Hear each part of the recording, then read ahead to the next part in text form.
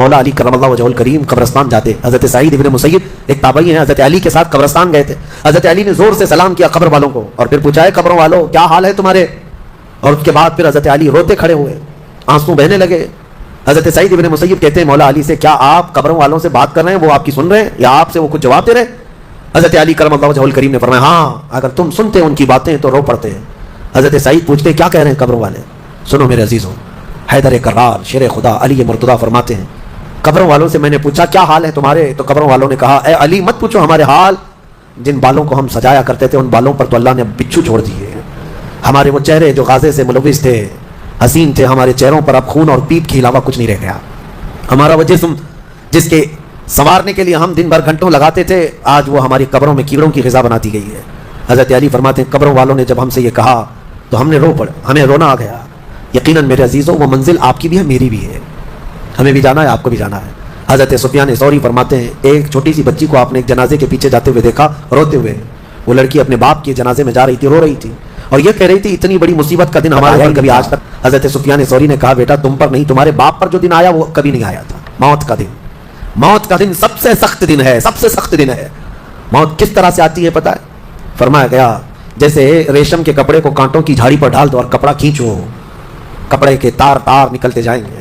فرمایا گیا ملک الموت روح نکالنے کے لیے جب آتے ہیں تو اسی طرح سے روح نکالتے رہتے ہیں, انگلیوں سے, پیروں کی, ہاتھوں کی انگلیوں سے, ناخنوں سے روح نکلتی نکلتی آتی ہے. ایک ایک جوڑ سے روح نکلتی ہے یہاں تک کہ ناک تک اس کو کھینچ کر کے لایا جاتا ہے. اور قرآن میں اللہ فرماتا ہے تم اگر دیکھو گے کہ روح کیسی نکالی جا رہی ہے, یضربون وجوہہم وادبارہم, فرشتے آتے ہیں پیٹھ پر پیچھے مارتے ہیں, زور زور سے مارتے ہیں اور پیشانیوں پر مارتے ہیں اور یہ کہتے ہیں اے نکل جا روح. اللہ فرماتا ہے تم اگر دیکھو گے کہ فرشتے کس طرح روح نکالتے ہیں تو کانپ کر رہ جاؤ گے, مار مار کر کے روح کو نکالا جاتا ہے. اور یہ چھوٹا سا وقت نہیں ہے, ادھر جھٹکا لگا ادھر موت ہو گئی, لمبا پروسیس ہے. اس سے جو گزرتا ہے وہی بتا سکتا ہے. بعض لوگوں کو ایسا لگتا ہے زہر کھا لیا ابھی موت ہو گئی, سوسائڈ کر لیا ابھی موت ہو گئی. موت اتنی آسانی سے نہیں آتی, لمبا پروسیس ہے.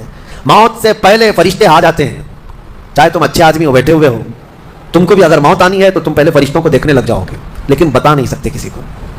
موت سے تھوڑی دیر پہلے فرشتے قریب آ جاتے ہیں. پہلے جماعت فرشتوں کی آتی ہے, پھر ملک الموت آتے ہیں. ملک الموت ان فرشتوں کے بیچ آتے ہیں. جیسے ہی یہ مرنے والا آدمی ملک الموت کو دیکھ لیتا ہے پھر اس کے جسم میں کپ کپی تاری ہو جاتی ہے, اور ایسی کپ کپی تاری ہوتی ہے کہ کبھی پیشاب نکل جاتا ہے, کبھی پخانہ نکل جاتا ہے. اکثر دیکھنا مرنے والوں کی نجاست نکل جاتی ہے. ملک الموت کو وہ بہت قریب سے دیکھتا ہے اور ان کی دو شکلیں ہیں, ایک بہت بھیانک شکل ہے اس کو دیکھنا ہی عذاب ہے, اور ایک بہت خوبصورت شکل ہے ان کو دیکھنا ہی رحمت ہے. وہ نیک بندوں کی روح نکالنے کے لیے جب جاتے ہیں تو خوبصورت شکل میں جاتے ہیں, اور جب گنہگاروں کی روح نکالنے جاتے ہیں تو بھیانک شکل میں جاتے ہیں. اور ان کو دیکھتے ہی مرنے والے کا جسم پیلا پڑ جاتا ہے, پیشانی اکھڑ جاتی, آنکھیں پھٹی رہ جاتی, اور پھر خرخرا آنے لگ جاتا ہے, یعنی خرخر کی آواز تیز ہو جاتی ہے. وہ بولنا چاہتا ہے اپنے پاس والوں کو لیکن بول نہیں سکتا, بند ہو جاتا ہے. یہ وہ وقت ہے جب اس کے توبہ کا دروازہ بھی بند ہو جاتا ہے. اب اگر فرشتوں کو دیکھ کر کوئی توبہ بھی کر لیا, ایمان لایا, تو اس کا ایمان قبول نہیں. اس وقت سے پہلے پہلے تک جو بھی ایمان لایا یا توبہ کیا اس کی توبہ قبول ہے. لیکن موت کا خرخرہ آ گیا اور فرشتوں کو دیکھ لیا, اس کے بعد بہت سارے کافر بھی پکاریں گے کہ ہم ایمان لاتے ہیں اللہ پر, نہیں, اب ایمان قبول نہیں ہوگا. موت اتنی آسانی سے نہیں آتی, اس کا پروسیس ہے. فرشتے آتے ہیں, ملک الموت آتے ہیں, پھر اس کے بعد اس کو گھور کر دیکھتے ہیں, پھر اس کو چت لٹا دیا جاتا ہے, یا جس حالت میں بھی ہے وہ گر جاتا ہے, کھڑا ہے تو گرتا ہے, بیٹھا ہے تو گرتا ہے, موت آنے سے پہلے لڑک جاتا ہے. یہ ضروری بھی نہیں ہے کہ آج میں اپنے آپ کو سنبھال کر بیٹھا ہوں, اگر میری موت آنی ہے اسی کرسی سے گر جاؤں, اسی جگہ سے ہم گر جائیں.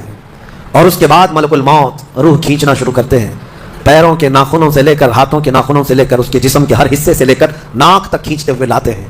اور اس کے بعد جب پوری روح نکل جاتی ہے وہ لے کر کے چلتے رہتے ہیں, اور مردہ ان کو جاتے ہوئے دیکھتا رہتا ہے. آنکھیں سب سے لاسٹ میں کھلی رہتی, کسی بھی مرنے والے کی آنکھیں بند نہیں رہتی, کھلی رہتی, وہ دیکھتا رہتا ہے. اسی لیے حدیث پاک میں ہے جب کسی کی روح نکل جائے تو سب سے پہلے تم اس کی آنکھیں بند کر دو, ہمیں بند کرنا ہوتا ہے, اور اس کے بعد منہ بھی کھلا رہ جاتا ہے, منہ اوپن رہ جاتا ہے. فرمایا گیا منہ کو دبا کر بند کر دو. یہ سب نشانیاں ہیں میرے عزیزوں موت کی سختیوں کی. آپ کو پتا ہے جب رسول کریم صلی اللہ تعالیٰ علیہ وسلم کی وفات آئی, اللہ اکبر, نزع کا عالم اتنا سخت تھا کہ بار بار حضور اکرم صلی اللہ علیہ وسلم کو پورے پانی کے مٹکے انڈیل دیے جا رہے تھے, 3 مٹکے حضور پر انڈیل دیے گئے موت سے پہلے. اور حضور اس کے بعد تھوڑا آرام محسوس کرتے اور پھر شدت کا بخار. اور وہ آخری وقت تھا جب حضرت فاطمہ آپ کے پاس آئی تھی, حضور نے ان کے کان میں بتا دیا, وہ رونے لگ گئی. کیا کہا تھا؟ حضرت فاطمہ کہتی ہیں حضور نے فرمایا اے فاطمہ اب میں جا رہا ہوں، میرا آخری وقت ہے۔ پھر ایک دوسرے کان میں ان سے کہا میرے خاندان میں سے سب سے پہلے تم مجھ سے ملنے والی۔ آج یوم فاطمہ بھی ہے، سیدہ کائنات کا آج یوم وصال ہے، 4 رمضان المبارک۔ تو رسول کریم صلی اللہ تعالیٰ علیہ وسلم حضرت عائشہ صدیقہ کے سینے سے سر لگا کر لیٹے ہوئے تھے۔ حضرت عائشہ فرماتی ہیں سنو مجھے پتہ ہی نہیں تھا، حضور حضرت عائشہ سے زیادہ محبت کرتے تھے، اسی لیے آخر وقت میں حضرت عائشہ کے حجرے میں رہنے لگے، باقی دوسری بیویوں کیا نہیں جاتے۔ حضرت عائشہ کہتی میں حضور اکرم صلی اللہ تعالیٰ علیہ وسلم کو کبھی مسواک دے رہی، کبھی پانی کے چھڑکاؤ کر رہی۔ تھوڑی دیر کے بعد حضور اکرم صلی اللہ تعالیٰ علیہ وسلم لیٹے لیٹے اسی طرح رہ گئے۔ حضرت عائشہ کہتی ہے میرے سینے پر حضور کا سر تھا، وہ اتنا بھاری ہو گیا مجھے لگتا تھا کہ میری پسلیاں ٹوٹ جائیں گی۔ یہ حضرت عائشہ کہتی ہے مجھے ایسا لگتا تھا کہ میری پسلیاں ٹوٹ جائیں گی۔ ہوا کیا تھا؟ حضرت عائشہ فرماتی ہیں دروازے پر جبرائیل امین آئے، روح نکلنے سے پہلے کی بات ہے۔ حضرت عائشہ فرماتی ہیں حضور کے پاس جبرائیل آخری بار آئے، وہ غمگین حالت میں آئے یا جس حالت میں ہوں۔ حضرت رسول کریم صلی اللہ علیہ وسلم سے عرض کرنے لگے یا رسول اللہ دروازے پر موت کا فرشتہ کھڑا ہے، آپ کی اجازت چاہتا ہے، اگر آپ اجازت دے دیں تو آئے گا اور آپ کی روح پاک کو اللہ کے حضور لے جائے گا۔ اور یا رسول اللہ آج سے پہلے اس فرشتے نے کسی سے اجازت نہیں لی اور قیامت تک کسی کی روح نکالنے کے لیے وہ اجازت لے گا بھی نہیں، یہ صرف رسول پاک کی خصوصیت تھی۔ حضور نے فرمایا آنے دو، ملک الموت آئے اور جب حضور کی اجازت سے روح نکالی تو حضرت عائشہ کہتی ہیں اتنا بھاری ہو گیا تھا سر کہ مجھے لگتا تھا کہ میری پسلیاں ٹوٹ جائیں گی سینے کی۔ اور اس کے بعد حضرت عائشہ فرماتی ہیں میں نے حضور کے سر مبارک کو نیچے کی طرف کیا، مجھے پتہ بھی نہیں تھا کہ حضور کا انتقال ہوا۔ میں حضور اکرم صلی اللہ علیہ وسلم سے باتیں کرنے میں مصروف تھی، اسی میں حضرت ابوبکر صدیق حجرے میں آئے، پوچھا عائشہ کیا حال ہے حضور کا؟ حضور اکرم صلی اللہ علیہ وسلم کو دیکھا حضرت ابوبکر نے اور پیشانی مبارکہ پر ہاتھ رکھا تو وہ بہت ٹھنڈی تھی، ماتھے کو بوسہ دیا اور ایک آہ بھری اور ایک جملہ کہا تھا یا رسول اللہ ایک بار موت آنی تھی وہ آپ پر آ گئی، اب موت کی سختی اللہ دوبارہ کبھی آپ کو نہیں عطا کرے گا۔ موت کی سختی کیونکہ حضور کو انہوں نے دیکھا تھا، کئی دنوں سے تکلیف تھی، 13 دن تک حضور پاک صلی اللہ علیہ وسلم کو تکلیف تھی، 13 دن تک۔ حضرت ابوبکر کہتے ہیں یا رسول اللہ اب موت کی سختی دوبارہ کبھی نہیں آئے گی، جو اللہ کا وعدہ تھا وہ پورا ہو گیا۔ پورا کھل کر کے رو بھی نہیں پا رہے تھے ابوبکر صدیق اور اپنے اندر دبا بھی نہیں پا رہے تھے۔ موت کی سختی انہوں نے دیکھا اور اس کے بعد کہا اے عائشہ کیا دیکھ رہی ہو، اللہ کے رسول ہم سے رخصت ہو چکے ہیں۔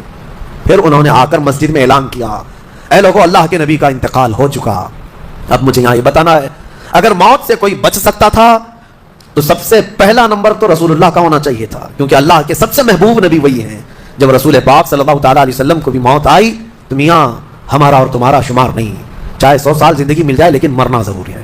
بہرحال یہ باتیں بڑی طویل ہو جائیں گی، موت کا تذکرہ اس لیے بھی میں زیادہ کرتا ہوں کہ حدیث پاک میں ہے مومنوں کو یہ تذکرہ کرو تاکہ ان کو گناہوں سے نفرت پیدا ہو جائے اور آخرت کے سفر کی تیاری وہ شروع کریں۔ اللہ کریم ہم سب کو دنیاوی خرافات سے محفوظ فرمائے، دنیا کی لذتوں سے اور یہ فانی خرافات میں مبتلا ہو کر آخرت بھولنے سے اللہ ہماری حفاظت فرمائے۔